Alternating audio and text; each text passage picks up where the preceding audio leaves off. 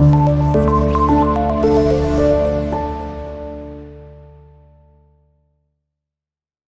वालेकुम, कैसे हैं बेटा आप लोग? ठीक हैं, उम्मीद करता हूँ आप लोग ठीक होंगे, खैरियत से होंगे जी। लास्ट टॉपिक में हमने गवाही के अहकाम व मसाइल पढ़े थे।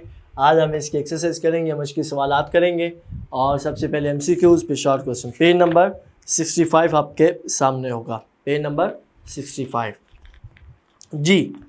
नंबर 1, गवाही के लिए कुरान मजीद में इस्तेमाल होने वाला लफ्ज़ है कौन सा? शहादत, यमीन, मुनकिर, अमर।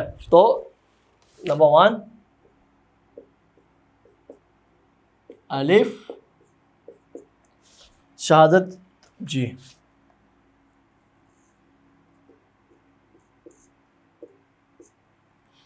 नंबर 2 गवाही देने वाले शख्स को कहा जाता है गवाह, सिफारशी, वकील, मजलूम। तो इसका भी आएगा अलिफ। बता दूं अभी एंड पे बताऊं? एंड पे बताने की ज़रूरत नहीं पड़ेगी, खुद ब खुद पता चल जाएगा कि मैं क्या बताना चाह रहा था। नंबर 3, किसी भी मामले पर गवाही देने के लिए मर्दों की तादाद होनी चाहिए कितनी? 2, 3, 4, 5। तो इसका आएगा अलिफ। समझ रहे हैं कुछ? 2। नंबर 4, नंबर 5 जी। आंखों देखा वाक़या बयान करना कहलाता है क्या? ऐनी शहादत, समी शहादत, हिस्सी शहादत, शहादत अला शहादत। तो इसका आएगा अलिफ। करीब है हम। ऐनी शहादत।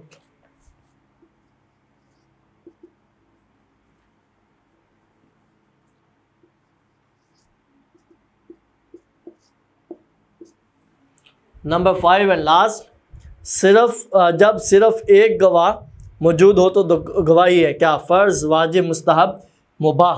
तो इसका भी आएगा अलिफ। यही बताना था आपको क्या कि सब ही अलिफ हैं।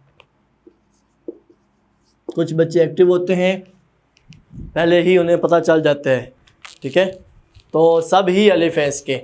शहादत, गवाह, 2, ऐनी शहादत और फ़र्ज़, ये 5 इसके करेक्ट आंसर हैं। आगे है जी शॉर्ट क्वेश्चन। सबसे पहले जी शहादत का माना मफ़हूम बयान करें। नंबर 1 शहादत का माना मफ़हूम जी। तो शुरू जहाँ से टॉपिक होता है, पहला ही गवाही के लिए कुरान और सुन्नत में शहादत का लफ्ज़ इस्तेमाल होता है, ये हम लिखेंगे।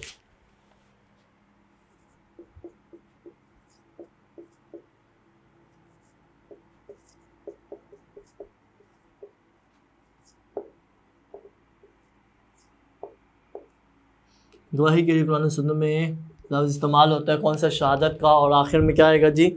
इसमें हकदार को उसका हक मिल सके, हक मिल सके। क्लियर है? तो ये हमारा यहाँ पे आंसर कंप्लीट होगा। नंबर 2, क्वेश्चन नंबर 2 क्या है? मर्द और औरत की गवाही के बारे में इस्लामी अहकाम तहरीर करें। तो हेडिंग हम बनाएंगे मर्द और औरत की गवाही।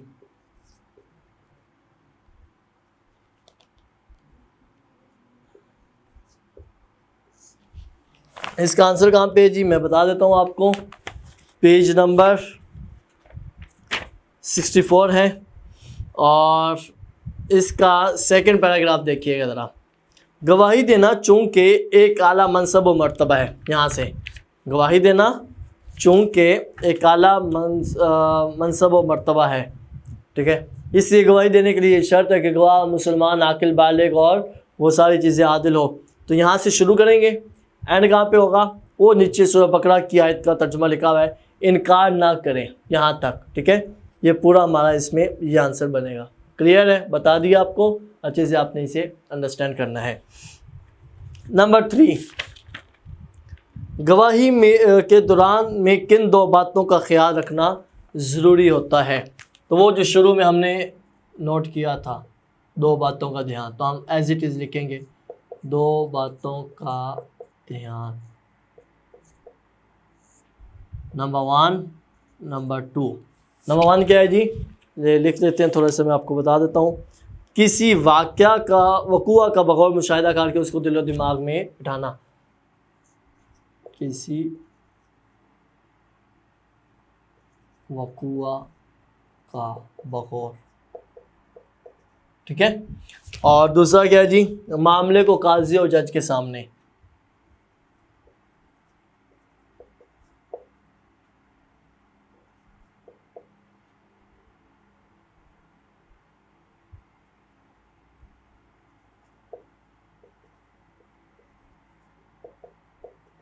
जज के सामने अच्छे से सही अंदाज से, यहाँ जो लफ्ज़ लिखे हुए हैं वो ये कि पूरी दयानतदारी से पेश करना। ये 3 नंबर शॉर्ट क्वेश्चन हो गया। नंबर 4,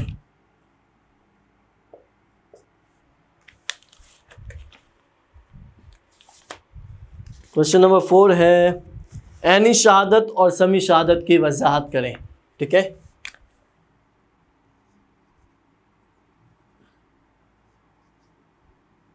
ऐनी और समई,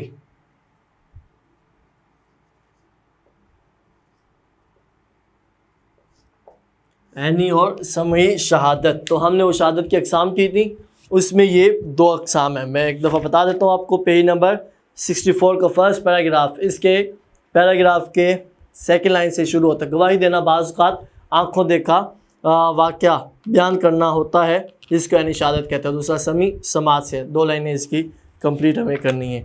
लास्ट वाला है जी नंबर 5, हम कर रहे हैं कि सच्ची और झूठी गवाही के असरात। तो 2 असरात पूछे गए, तो हेडिंग हम बनाएंगे सच्ची और झूठी गवाही। ये जो हमने टॉपिक पढ़ा है, इसके लास्ट पैराग्राफ में हेडिंग दी हुई है सच्ची और झूठी गवाही के असरात।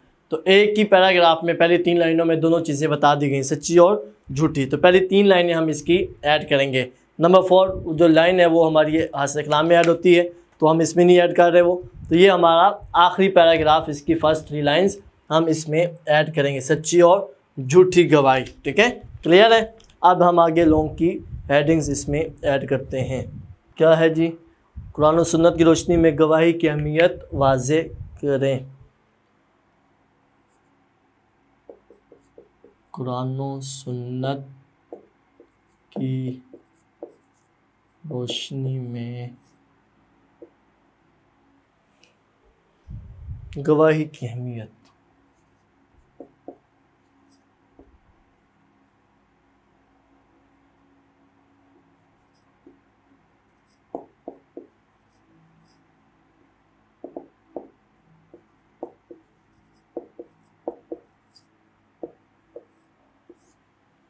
कुरान और सुन्नत की रोशनी में गवाही की अहमियत वाज़े करें। तो पहली हेडिंग आएगी हमारी सेम ऐसे ही, जो मेन हेडिंग हम बनाते हैं, कुरान और सुन्नत की रोशनी में गवाही की अहमियत।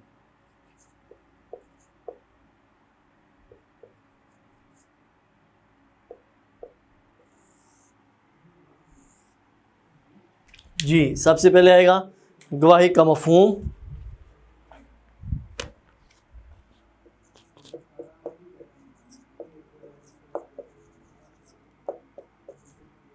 दो बातों का ध्यान,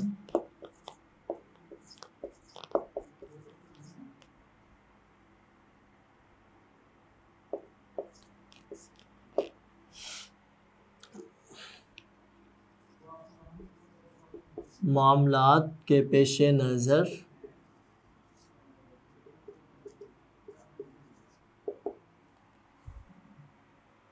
गवाही, मामलात के पेश नज़र गवाही कुरान मजीद की रोशनी में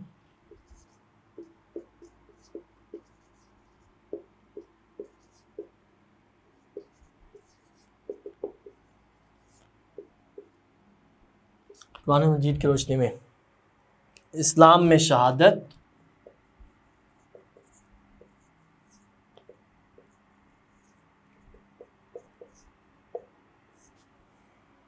गवाही देने की शर्त,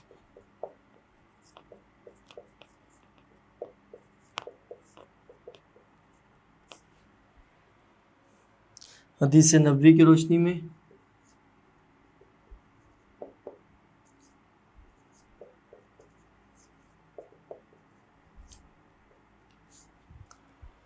सच्ची गवाही की अहमियत,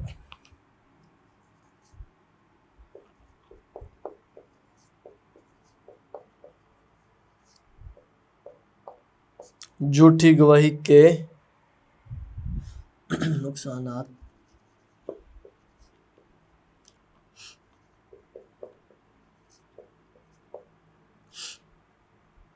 बद असरात, ये लफ्ज़ इसी रहेगा।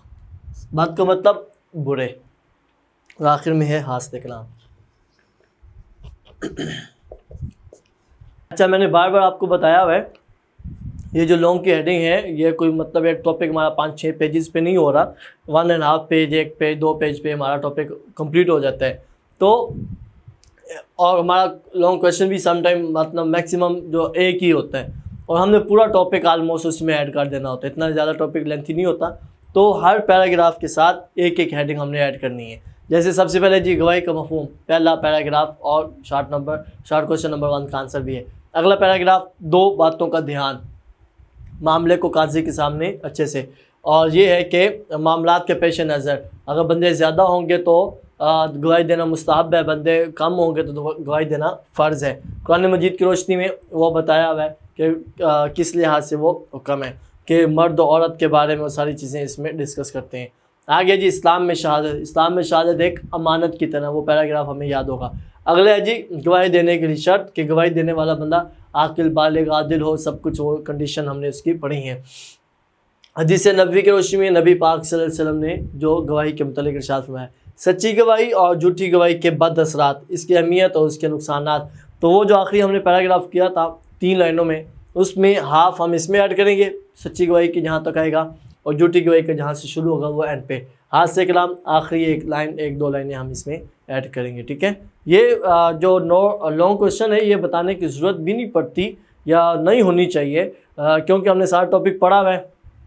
शुरू में 1-2 दफ़ा बता दिया था आपको कि ये जितनी भी हेडिंग्स हैं, जितना भी हमारा जो टॉपिक है, सबको हमने हेडिंग ऐड करके हेडिंग बना के उसमें ऐड करना होता है। ठीक है, तो ये सारा कुछ आपके लिए ईजी करने के लिए बता दिया जाता है दोबारा, ताकि आप आसान समझें। ठीक है बेटा, ओके, आपने इसे अच्छे से अंडरस्टैंड करना है और इसे आपने याद करना है। ठीक है बेटा, ओके, अल्लाह हाफिज़।